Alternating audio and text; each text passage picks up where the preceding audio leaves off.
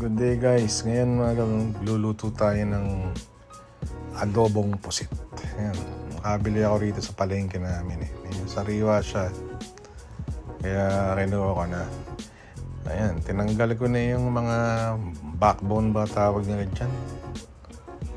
Ayan, tatanggalin nyo yan, tapos ready na. Ito lang kailangan natin: bawang, sibuyas. Okay, please wag yung lalagyan ng kamatis.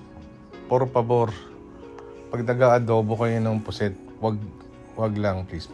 Ibala magiging lasa. So ngayon magigisa na tayo ng sibuyas muna. Yan, sibuyas na pula para mas patapang ang lasa. So ang ginagawa ko dyan, medyo ikakaramelize ko siya para medyo may tamis siya. Na-extra kasing sugar nung sibuyas pag para manamis-namis yung sabaw. Ngayon sinama ko na yung bawang. Sinama ko na rin yung balat kasi hindi ko alam kung tinatamad akong maghihimay niyan. Pero sa Thailand sinasama talaga nila yung balat para raw may extra flavor yan O, lagyan natin ng konting tubig. Ayan. Gisa-gisa lang. Tapos nilagyan ko ng patis, pampalasa, pampaalat. And then yung suka. Sukang Batangas ang ginamit ko dyan. Yung medyo brownish siya. Kaya hindi siya chemical. Yan. Daon ng laurel. Importante yan.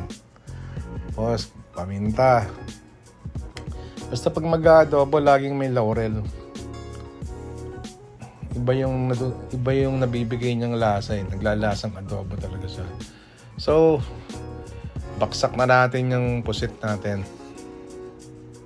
Malalaman mong sariwa ang pusit nga pala.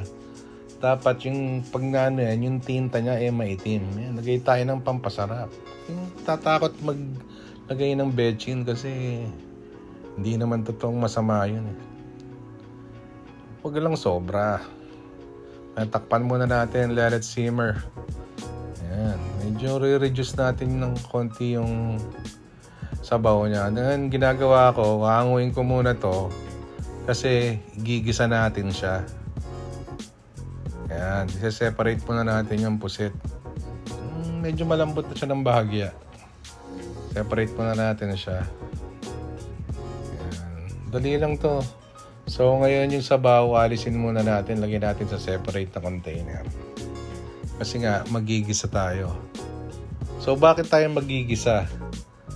Magigisa tayo para mas maging concentrated yung mga nilagay nating recado dun sa pusit.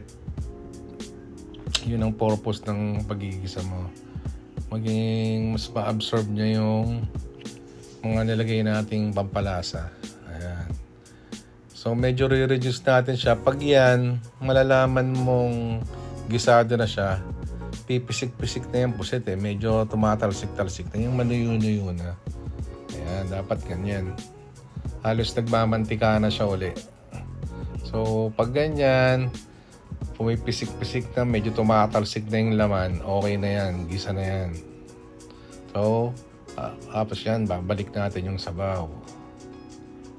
Ayan. Lagay natin lahat. Kasi mas masarap ang sabaw nito, kaya gusto ko nito yung medyo may sabaw simmer natin, reduce ng konti yung sabaw para mas lumasa siya, hindi siya lasang malabnaw. Ayan, yun huwag natin isubo yan, mainit yan. Tapos yan na, let's prepare. Ayan, diba, ang lapot ng sabaw. Ibig sabihin yan, kapit na kapit. Ayan, ang itim ng tinta, which means sariwa yung nabili nating pusit. Yun makadalawang rice ako dyan. Ayan, tikman natin. Wow! Happy eating! Thanks for watching!